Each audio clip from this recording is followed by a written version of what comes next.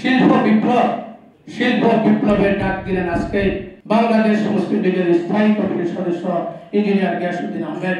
যে শিল্প বিপ্লবের ডাক দিয়েছিলেন আজ থেকে 100 বছর আগে মুসলিম লীগ এই দেশে করেছিলেন জুট মিল, কটন মিল, শিল্প কারখানা, শিল্প বিপ্লব করেছিলেন নাসিরাবাদ শিল্প নগরী, করেছিলেন কালুরঘাট শিল্প নগরী, করেছিলেন কোনাবাড়ি শিল্প নগরী। সেই দিন তো কোনাবাড়ি নাসিরাবাদ শিল্প নগরী, সে কালুরঘাট ছিল গ্রাম, গ্রামে তখন শিল্প প্রতিষ্ঠা করেছিলেন। আজ আমার প্রিয় নেতা মুসলিম লীগের নেতা আবার শিল্প ডাক দিয়েছেন।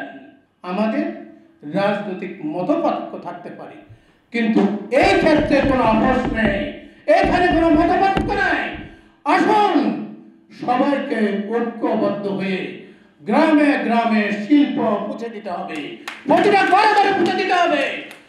ইঞ্জিনিয়ার গিয়াসউদ্দিন সাহেবের প্রথম দফা বাস্তবায়ন করার জন্য বাংলাদেশ মুসলিম লীগ তার সাথে আছে। আপনারা সবাই তার সাথে থাকবেন। আমরা প্রতিটি ঘরে ঘরে শিল্প পৌঁছে দেব এবং তার একটি প্রস্তাবনা সেই প্রত্যেকটি উপজেলার শিল্প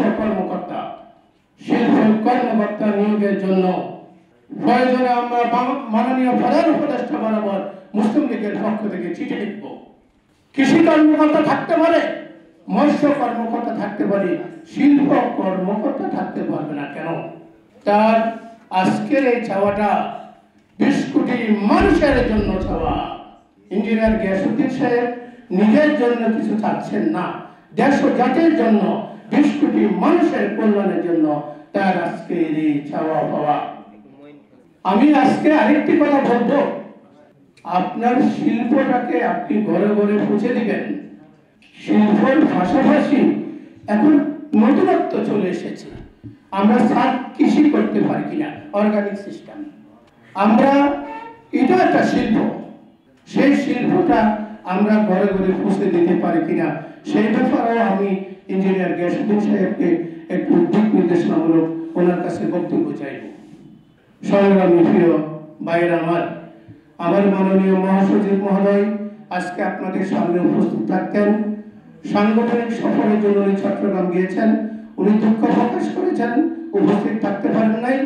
ওনার পক্ষ থেকে সম্মানিত উপস্থিতিকে আমি ধন্যবাদ জানাই এবং সবার প্রতি কৃতজ্ঞতা প্রকাশ করছি।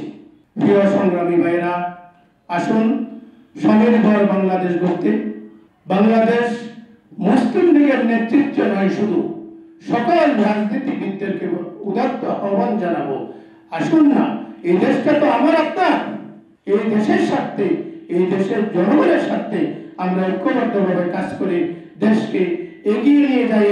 ইঞ্জিনিয়ার গিয়াসউদ্দিন সাহেবের 25 দফা বাস্তবায়ন করে স্বনির্ভর বাংলাদেশ গড়ে তুলি।